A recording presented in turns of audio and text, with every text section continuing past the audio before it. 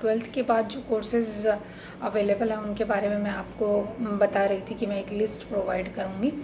तो आप ये नोट कर लीजिए कि कौन कौन से कोर्सेज़ अवेलेबल होते हैं आफ्टर ट्वेल्थ, आप लोग कर सकते हो।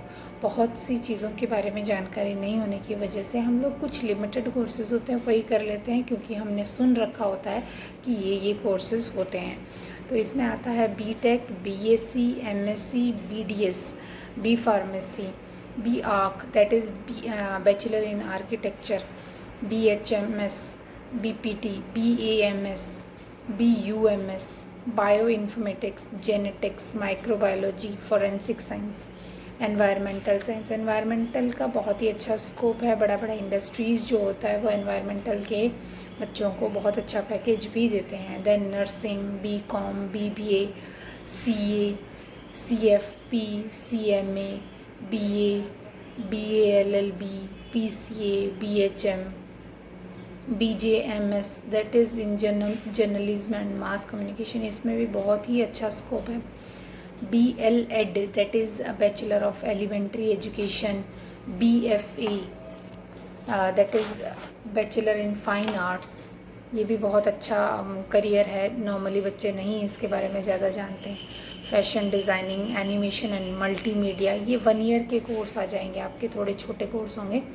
और फिर उसके बाद diploma in IT, yoga, photography, action and anchoring, travel and tourism, event management and paramedical में भी कोर्सेज अवेलेबल होते हैं। And then nutrition and dietetics और फॉरेन लैंग्वेजेस। इसके अलावा छोटे छोटे कोर्सेज होते हैं जो मंथली बेसिस होते हैं, वो भी आप करके एक अच्छा करियर बना सकते हैं। ऐसा नहीं है कि 12th के बाद आप स्टडी छोड़ दीजिए। अगर कुछ ही नहीं है तो एटलीस्ट ये छोटे कोर्सेज आप कर सकते हैं। तो उसमें आता है web designing, digital marketing, graphic designing, tally, interior designing and dietitian, और आपका hardware and networking, air hostess का कोर्स भी इसमें रहता है। तो इसमें स्कोप बहुत अच्छा है। तो ये कोर्सेज़ करके भी आप 12th के बाद अच्छा अर्निंग आपको पैकेज मिलेगा। और इसमें आप आगे, आप अगर मान लीजिए ग्रेजुएशन के बाद आगे और हायर स्टडीज़ में जाना चाहते हैं तो सब में इसके लिए बहुत अच्छा स्कोप है।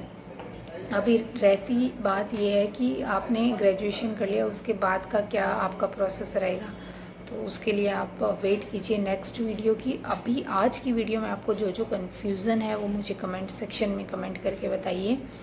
किसी भी जो मैंने अभी कोर्सेज़ बोले हैं उनका अगर आपको फुल फॉर्म नहीं पता तो आप गूगल में डालेंगे तो बड़ी इजीली वो आ जाएगा। उसमें उसका फ़ीस स्ट्रक्चर और जो क्या क्राइटेरिया उनका रहता है, एलिजिबिलिटी 12th में कितना परसेंटेज होना चाहिए, या कौन सा एंट्रेंस आपको एग्ज़ाम क्लियर करना पड़ेगा, या किस में डायरेक्ट एडमिशन होता है, ये सब चीज़ें आपको पता चलेगी। पहली चीज़ जो इसमें मेरी थी, मेरी तरफ से आपको क्लियर करने वाली, कि एटलीस्ट आपको कोर्सेज़ के बारे में पता हो।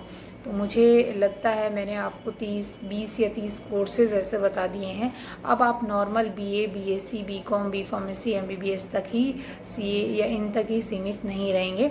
इनके अलावा भी बहुत से ऐसे कोर्सेज़ हैं जिनमें आप करियर बना सकते हैं, और उनकी बहुत लिमिटेड लोगों को जानकारी होती है। जो उसमें जाते हैं वो आगे पहुंच जाते हैं, तो उनके लिए कोई बहुत बड़ा हर्डल नहीं आता है। तो कोशिश कीजिएगा कि आप भी थोड़ा सा डाइवर्सिटी वाला कुछ इस तरह का मतलब चूज़ करें करियर, जिसमें बहुत ही टफ़ कंपटीशन ना हो, क्योंकि ये वो चीज़ें हैं जो अभी हमें पता है, शायद बहुतों को नहीं पता रहेगी।